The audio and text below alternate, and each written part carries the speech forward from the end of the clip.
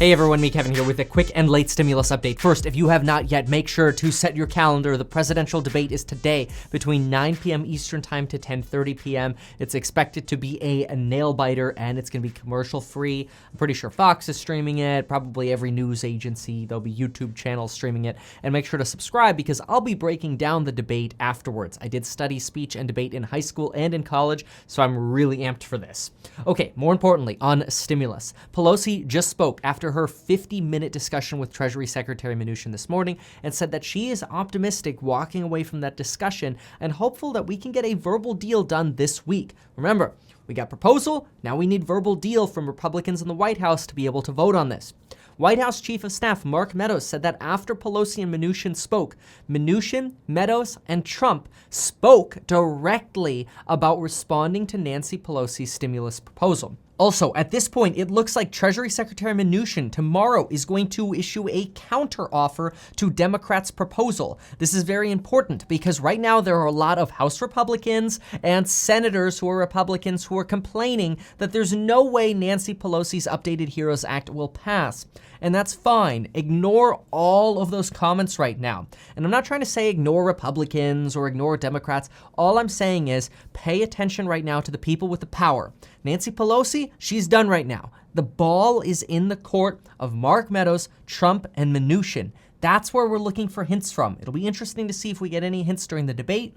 It's doubtful, but it's possible. So pay attention to these folks. Everyone else is just swarming around like an ant farm that got pissed off because somebody shed a tear and fell on the pile of ants, and now they're all freaking out. Just ignore all of that.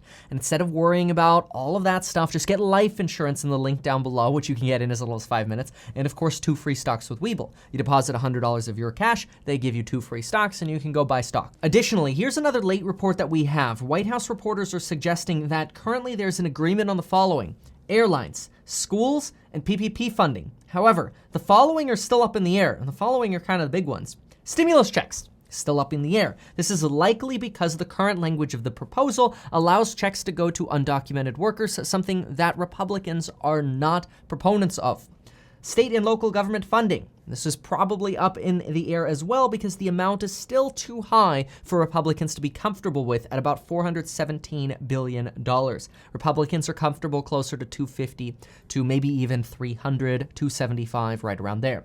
Unemployment pay. Right now, the proposal pegs unemployment pay at $600 per week, but there's no limit to if that means you're getting paid more on unemployment as opposed to working. And that has Republicans concerned. They want to see limits on that or reducing that to prevent any kind of disincentive. And this is despite the fact that Emory, the New York Times, right-wing organizations, many different news publications, it doesn't matter, left, right, or center, many different economists have come out and said that there is no disincentive to work. However, businesses and business owners and some representatives and Republicans and senators still believe that there exists a disincentive, that you might not be interested in going back to work if you get paid more for staying at home, which in some sense makes sense, right? It's just the research shows that technically that's not true, but it doesn't matter. That's what's being debated. So we'll see what Republicans counteroffer with tomorrow. If we get a counteroffer that is very close to what Democrats are looking for, then we could see this stimulus package happen. My expectation is that Republicans will counter with $300 billion in state aid, no more than $400 per week in unemployment, no stimulus checks to undocumented workers, and then I expect they're going to take the axe to multiple other budget line items that they have, like money for the humanities, maybe even the Department of Defense. Who knows? I don't know why, and I'm not saying certain things aren't valuable, but it wouldn't surprise me to see them kind of take the axe to some of these other line items that are in the Democrats' proposal. In other news, the Senate is expected to pass their continuing resolution continuing the U.S. government's budget to avoid a government shutdown tomorrow.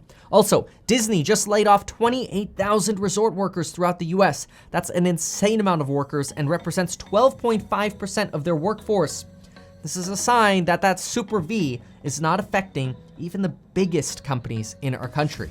That is, these companies are getting beat up as well. This is unfortunate for Disney, and my heart goes out to all of the people who were just laid off. Thank you so much for watching. Hope to have more updates tomorrow on the counteroffer. That's where negotiations are now. So folks, all eyes are on Mnuchin for tomorrow, and tonight, the debate. Thanks for watching. We'll see you tomorrow. Bye.